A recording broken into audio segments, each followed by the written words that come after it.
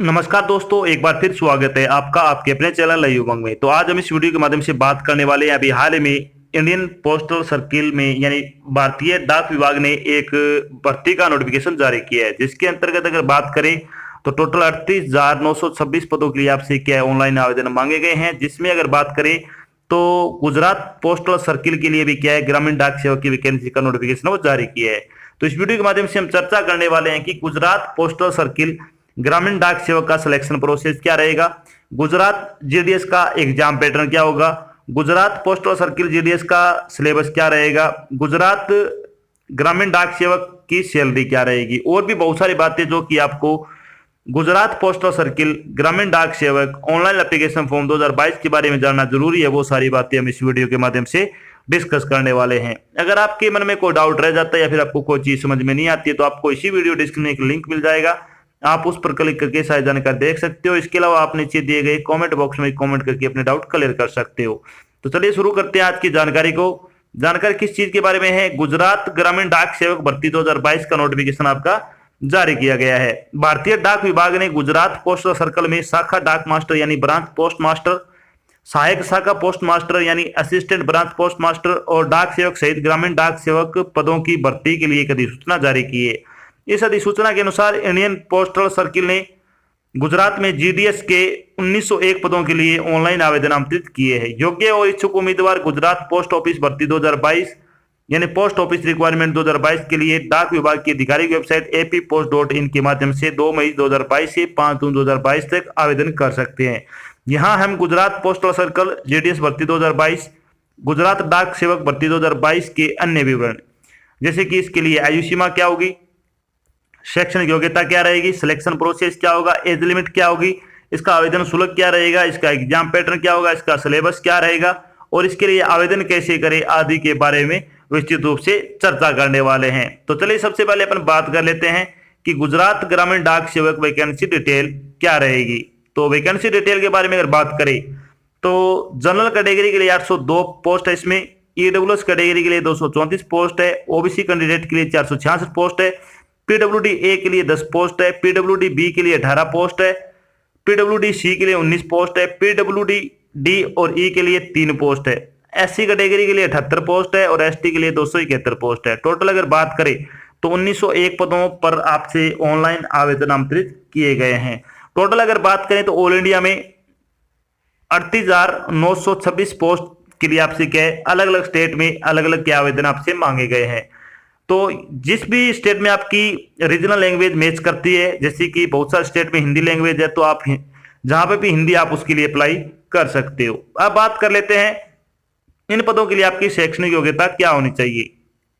तो eligibility criteria क्या होना चाहिए आपका, तो इसमें 10वीं कक्षा आपको उत्तीर्ण होना चाहिए, यानी आपने अगर किसी मान्यता प्राप्त शिक्षा बोर्ड से 10वीं कक्षा पास कर रखी है तो आप इसके लिए अप्लाई कर सकते हो। साथ में आपके पास कंप्यूटर चलाने का ज्ञान होना चाहिए और साथ में आपके पास जो रीजनल लैंग्वेज जो कि आपकी गुजराती, हिंदी या फिर इंग्लिश आपको बोलनी, लिखनी या फिर पढ़नी और समझनी का ज्ञान होना चाहिए, ये आपको जरूरी है। और उम्मीदवार को साइकिल चलाने का ज्ञान होना चाहिए।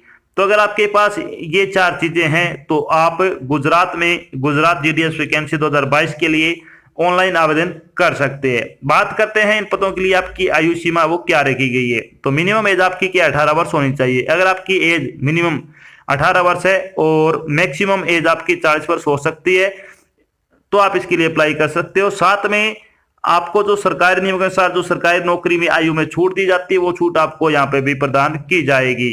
चलिए बात करते हैं कि इंपॉर्टेंट डेट क्या है। तो Gujarat post circle GDS online application form भरने की स्टार्टिंग डेट के बारे में बात करें तो आपकी फॉर्म 2 मई से भरने शुरू हो चुकी है। अगर बात करें लास्ट डेट के बारे में यानी गुजरात ग्रामीण डाक सेवक ऑनलाइन एप्लीकेशन फॉर्म भरने की लास्ट डेट के बारे में तो आप 5 जून 2022 तक अपना फॉर्म भरकर जमा करवा सकते हो। चलिए बात कर लेते हैं एप्लीकेशन फीस के बारे में। तो एप्लीकेशन फीस के बारे में अगर बात करें तो गुजरात ग्रामीण डाक सेवक ऑनलाइन एप्लीकेशन फॉर्म भरने की जनरल और ओबीसी कैटेगरी के उम्मीदवारों के लिए 100 रुपए फीस है वो आपकी रखी गई है। एससी और एसटी कैटेगरी के उम्मीदवारों के लिए आपकी कोई फीस नहीं, फ्री ऑफ कॉस्ट आपका फॉर्म भरा जाएगा। जिन भी उम्मीदवारों की फीस का भुगतान किया जाएगा वो ऑनलाइन माध्यम से किया जाएगा, जैसे कि डेबिट कार्ड हो गया, क्रेडिट कार्ड हो गया, नेट बैंकिंग हो गया आदि के माध्यम से आप अपनी फीस का भुगतान है वो कर सकते हो। अब बात करते हैं कि गुजरात ग्रामीण डाक सेवक का सिलेक्शन प्रोसेस क्या रहेगा। तो सिलेक्शन प्रोसेस के बारे में अगर बात करें तो उम्मीदवारों का चयन है वो मेरिट लिस्ट के आधार पर किया जाएगा, यानी आपकी मेरिट लिस्ट तैयार की जाएगी, उसी के आधार पर आपका फाइनल सिलेक्शन है वो किया जाएगा। चलिए बात करते हैं कि गुजरात ग्रामीण डाक सेवक के लिए मेरिट लिस्ट है वो किस बेस पे तैयार की जाएगी। तो आपकी जो मेरिट लिस्ट है वो आपके जो 10वीं कक्षा में जो प्राप्त प्रतिशत अंक आपके जितने भी है उन्हीं के आधार पे आपकी मेरिट लिस्ट है वो तैयार की जाएगी। इसके अलावा अगर आपने 10वीं कक्षा के अलावा अगर आपने 12वीं कक्षा पास कर रखी है या फिर यूजी यानी अंडर ग्रेजुएशन हो या फिर आप पोस्ट ग्रेजुएशन हो या फिर आपने इंजीनियरिंग का कोई डिप्लोमा कर रखा है तो उसका बेनिफिट आपको यहाँ पे नहीं मिलेगा, यानी आपकी ओनली ऑन 10वीं के बेस पे ही आपकी फाइनल मेरिट लिस्ट है वो तैयार की जाएगी, इसी के आधार पर ही आपको सिलेक्शन दिया जाएगा। इसके अलावा चाहे आपने कितनी ही डिग्रियां कर रखी हो इसका आपको बेनिफिट यहाँ पे नहीं मिलने वाला है।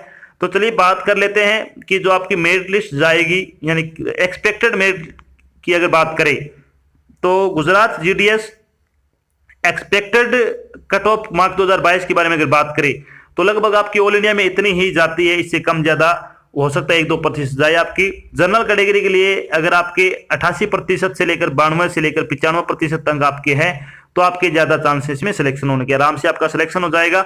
ओबीसी कैटेगरी के लिए 85 से 90% अंक जिन भी उम्मीदवारों के हैं उनका आराम से इसमें सिलेक्शन होगा ओबीसी कैटेगरी से। एससी कैटेगरी से जिन भी उम्मीदवारों के 75 से लेकर 80% अंक हैं उनका आराम से क्या एससी कैटेगरी में सिलेक्शन हो जाएगा। एसटी कैटेगरी की अगर बात करें तो जिन भी उम्मीदवारों के 75% से लेकर 72% अंक हैं 10वीं कक्षा में उनका आराम से क्या इसमें सिलेक्शन हो जाएगा। तो इसके अलावा अगर आपके इनमें से ज्यादा या कम प्रतिशत है तो आप घबराना नहीं, आपको ये फॉर्म है वो आपको अब से अप्लाई करना चाहिए क्योंकि इसमें सिलेक्शन होने के ज्यादा चांस रहते हैं, तो आप ये फॉर्म है वो जरूर अप्लाई करें। अब बात करते हैं जो आप फॉर्म भरोगे तो आपको इसमें इंपॉर्टेंट डॉक्यूमेंट क्या क्या लगाने हैं। तो इंपॉर्टेंट डॉक्यूमेंट की अगर बात करें तो इसमें एक आपकी फोटो, खुद का फोटो लगाना, एक तो एक सिग्नेचर, ये लेटेस्ट आपके होने चाहिए। इसके अलावा आपकी 10वीं कक्षा की मार्कशीट होनी चाहिए, कंप्यूटर सर्टिफिकेट होना चाहिए, कास्ट सर्टिफिकेट होना चाहिए, डेट ऑफ बर्थ सर्टिफिकेट और कम्युनिटी सर्टिफिकेट, ये चीजें आपको लगानी है। इसके अलावा मैं आपको 2 इंपॉर्टेंट चीजें आपको बता देता हूं जो बहुत ही महत्वपूर्ण है। एक तो जो आपके पास खुद के पास फोन रहता है वो फोन और एक आपकी ईमेल आईडी, ये 2 चीजें आपको अपने ही लगानी है। क्या होता है जब हम फॉर्म भरवाने जाते हैं तो जो व्यक्ति हमारा फॉर्म अप्लाई करता है वो इसमें अपनी ईमेल आईडी वगैरह और फोन नंबर वगैरह डाल देता है, जो हमारे लिए सबसे खतरनाक होते हैं क्योंकि आपको जब भी कोई इन्फॉर्मेशन दी जाएगी कि आपका सिलेक्शन हुआ है नहीं हुआ है, आपको डॉक्यूमेंट वेरिफिकेशन भी बुलाया जाएगा या फिर कहाँ पे बुलाया जाएगा, ये सारी बातें आपको या तो बाई एसएमएस या फिर बाई ईमेल आपको बताया जाएगा। और जब आपकी ये चीजें आप खुद की नहीं लगाओगे और दूसरे व्यक्ति की लगा दोगे तो ये चीजें सारी उसके पास ले जाएगी, वो ये चीजें चेक नहीं करेगा, तो आपको अगर आपका सिलेक्शन हो भी जाएगा तो भी आप इससे वंचित रह जाओगे। तो ये आपको ध्यान रखना है कि अपनी खुद की लगानी है। अब बात करते हैं कि जब आपका सिलेक्शन हो जाएगा फाइनल तो आपकी सैलरी क्या रहेगी। तो सैलरी बारे में अगर बात करें तो इसमें आपके 2 स्लेब होते हैं, एक होता है 4 आवर्स और एक होता है 5 आवर्स। तो बात करते हैं ब्रांच पोस्ट मास्टर की minimum TRCA of 4 hours level first in TRC slab की अगर बात करें तो आपकी सैलरी 12,000 रुपये पर मंथ के हिसाब से आपको दी जाएगी। असिस्टेंट ब्रांच पोस्ट मास्टर और डाक सेवक की अगर बात करें तो आपकी सैलरी वो आपको 10,000 रुपये दी जाएगी minimum TRC 4 hours level first in TRC slab के अंतर्गत। अगर बात करें minimum TRCA for 5 hours level second in TRCA second यानी level second in TRC slab में तो आपकी ब्रांच पोस्ट मास्टर की सैलरी 14,500 रुपये होगी। और असिस्टेंट ब्रांच पोस्ट मास्टर और डाक सेवक की अगर बात करें तो 12,000 रुपये पर मंथ के हिसाब से आपको सैलरी है वो दी जाएगी। तो अच्छी जॉब है, अगर आप बहुत कम समय में सरकारी जॉब पाना चाहते हो तो आपके पास एक अच्छा मौका है। इसमें कोई आपका पेपर नहीं होगा, कोई पेन पेपर नहीं होगा, आपको सिर्फ फॉर्म भरना है। अगर आपकी किस्मत अच्छी होती है तो आपका नाम इसमें आ जाएगा, अदरवाइज आप दोबारा ट्राई कर सकते हो क्योंकि प्रत्येक वर्ष ये 2 से 3 बार वैकेंसी निकलती है, तो इसके लिए आपको घबराना नहीं है।